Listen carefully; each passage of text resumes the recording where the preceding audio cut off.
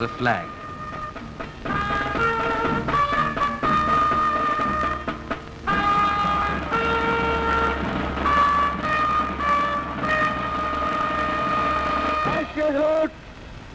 Rally! Shot!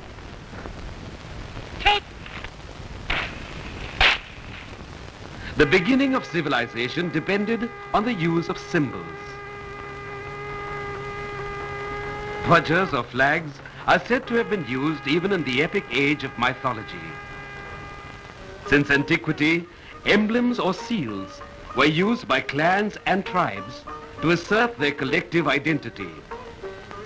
In time, dhwajas, nishans or flags came to be used by kings and princes to identify their kingdoms. The Guptas, the great Mauryan Emperor Ashok, the Cholas, the Pandyas, the Chalukyas, the Rajputs and the Mughals. In medieval India, flags had already been in common use for many centuries. During the reign of Shivaji, we find that flags were used by his navy also.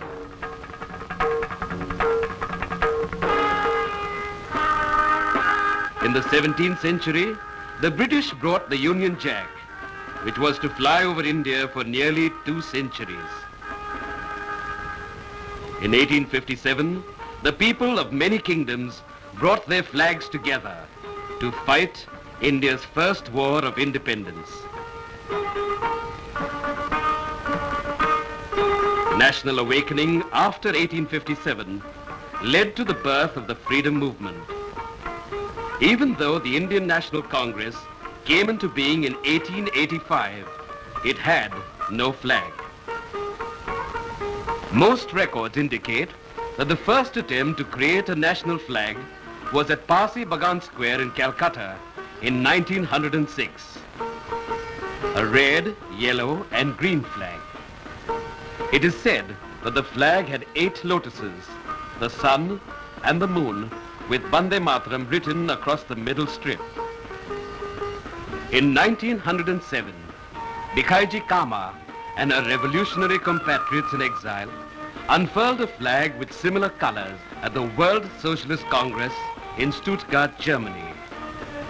However, this flag was never used in India. When the Home Rule League was active under Tilak and Annie Besant, she designed this flag of red and green stripes with the Union Jack, Saptarishi and Crescent Moon. The Union Jack is shown on the flag because at that time, Indian leaders still thought of a free India as part of the British Commonwealth. The flag was hoisted during the 1917 Congress in Calcutta under the presidentship of Annie Besant. The inclusion of the Union Jack was unacceptable to a majority of the people, and the flag was never used again. At the end of the First World War, when the Khilafat movement began, Gandhiji supported it wholeheartedly by launching India's first non-cooperation movement. Flags were prominent in support of the Turkish Khalifa of Islam.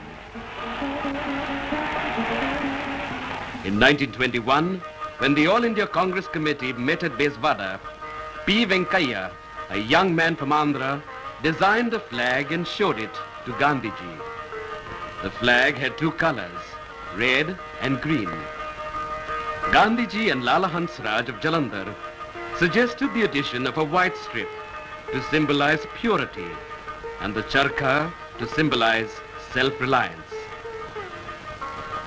Although officially it was not adopted by the Congress, the flag had Gandhiji's blessings. It was a dominant source of inspiration during the non-cooperation movement. Hundreds of thousands of full-sized and miniature flags were made and distributed all over the country.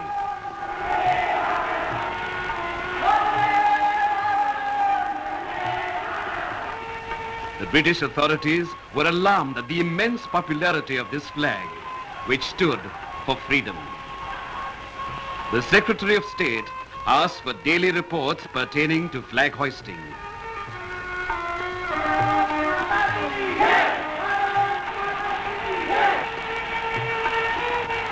Orders were issued prohibiting its use anywhere.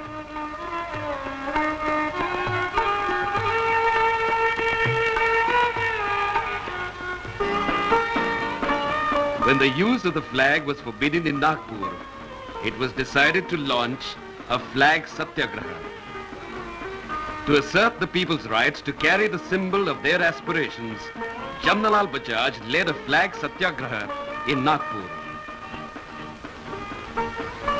Volunteers from all over India came to support the movement.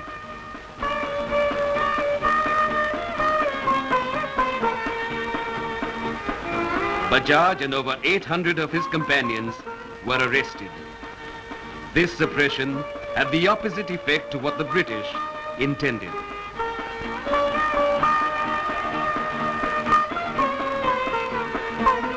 A National Flag Day was declared for the 18th of July 1923.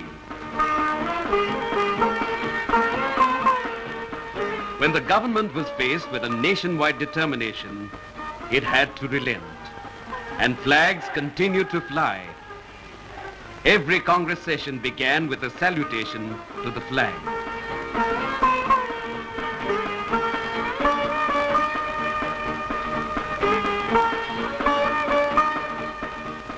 When the All-British Simon Commission came from England in 1928 to suggest the so-called reforms, no Indian was consulted.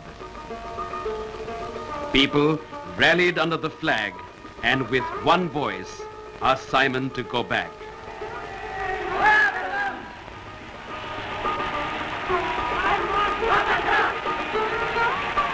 The patriots suffered beatings, arrests and torture, but kept the flag flying.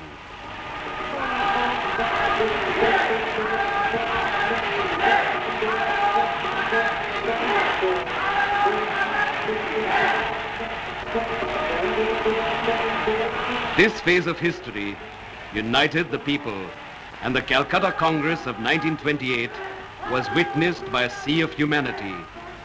Crowds such as these had never been seen before.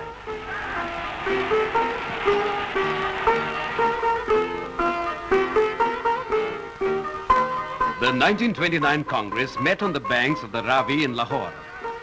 On the 29th of December, Jawaharlal Nehru unfurled the national flag and gave a call for Purna Swaraj, complete independence. He asked every Indian to observe the 26th of January 1930 as Independence Day. On that day, people all over the country unfurled the flag and took a pledge to fight for freedom.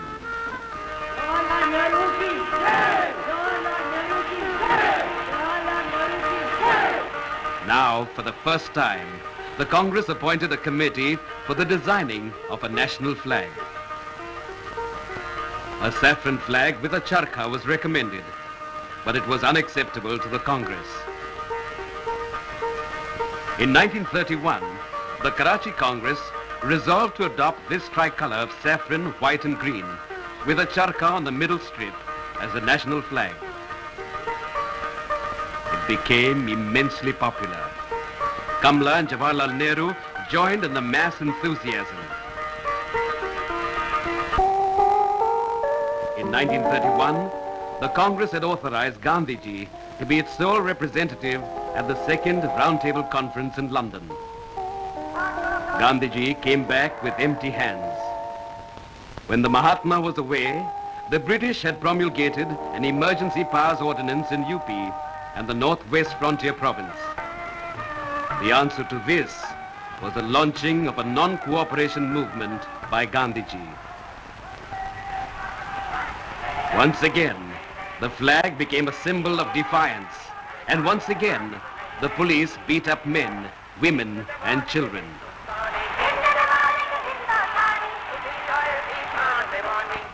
"66,000 people were arrested, among them 5,000 women and children. Secretary of State Samuel Hoare said, "We are determined to take every action in our power to suppress this challenge to our authority."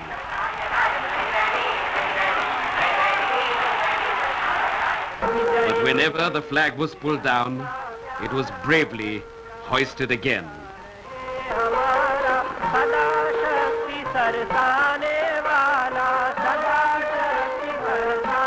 Exemplary deeds of courage were shown by Bulusu Sambamurthy and Durgabai of Andhra, Tirupur Kumaran of Tamil Nadu, and hundreds of others. In 1935, an act was passed providing for a federal form of government at the center, with limited powers for the elected provincial governments. The Congress decided to fight the elections.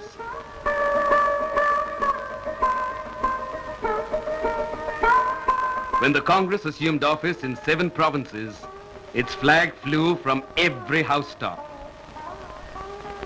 For the first time, hoisting of the tricolour on municipal buildings was not considered a crime. With Sardar Patel's intervention, the Maharaja of Mysore allowed the hoisting of the national flag in the state. At the 1938 Congress at Haripura in Gujarat, 51 bullock carts bedecked with flags symbolized the 51st Congress. The Congress session began with the unfurling of the flag by President Subhash Chandra Bose.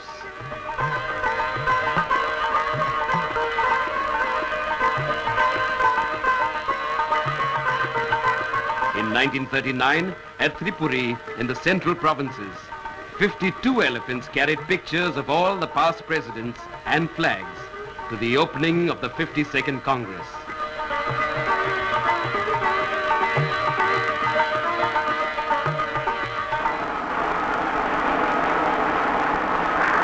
When the Second World War broke out, the British dragged India into the war without consulting her elected provincial ministries. The Congress ministries resigned in protest. Gandhiji declared that India will support the Allies in the fight against fascism only as a free and equal partner. This was not agreed to. Sir Stafford Cripps came to negotiate with Indian leaders for a political settlement. The negotiations broke down. On the 8th of August 1942, the Congress asked the British to quit India. All national leaders were imprisoned.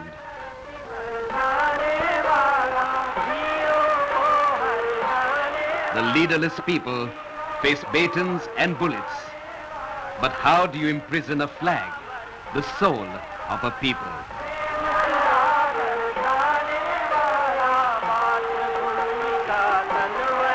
Flying of the flag was made a crime, inviting 2 years' imprisonment.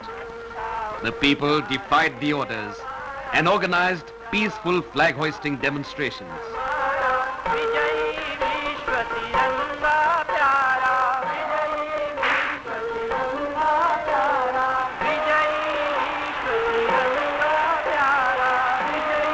In Patna, students tried to hoist the flag atop the council hall. 7 were shot dead.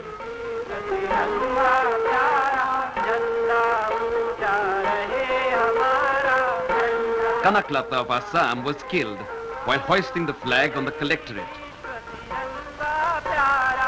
In Midnapur, Bengal, Matangini Hazra was shot in the leg, but continued to limp forward with the flag. She was then shot on the head and fell dead, still clutching the flag.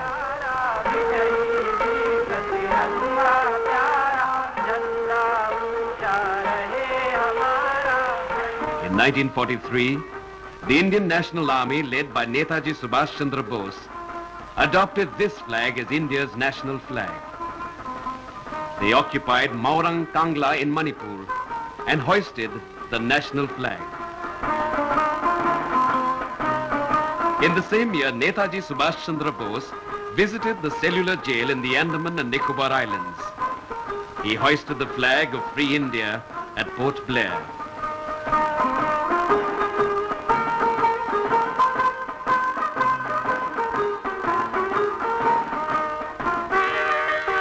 After the war, the tricolour greeted Indian leaders at Shimla as they came to negotiate the transfer of power. The Constituent Assembly of India was convened in New Delhi to frame Free India's constitution. The Assembly received a large number of designs and suggestions for Free India's national flag. When a design was finally agreed upon, Jawaharlal Nehru moved a resolution on the 22nd of July 1947. That the national flag of India shall be a horizontal tricolour of deep saffron, kesari, white and dark green in equal proportion. In the center of the white band, there shall be a wheel in navy blue to represent the charkha.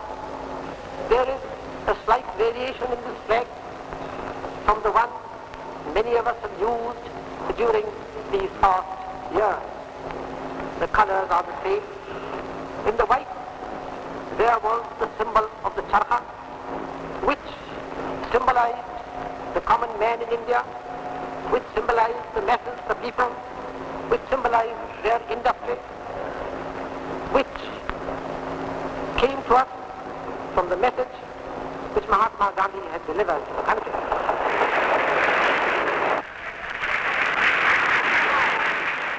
This particular charkha symbol has been slightly varied in this flag because, normally speaking, the symbol on one side of the flag should be exactly the same as on the other side. The design of the wheel shall be that of the wheel chakra which appears on the basis of the statue of Ashoka. That wheel is a symbol of India's ancient culture. It's a symbol of many things that India has stood for.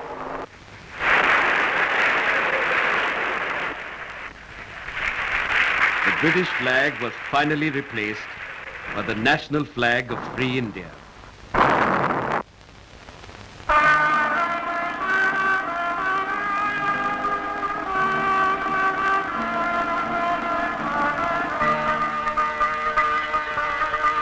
At the United Nations headquarters at Lake Success, the Indian tricolour found its rightful place in the Committee of Free Nations. The flag is a source of inspiration, of motivation, of national pride. The finest symbol of the vision we have of our country.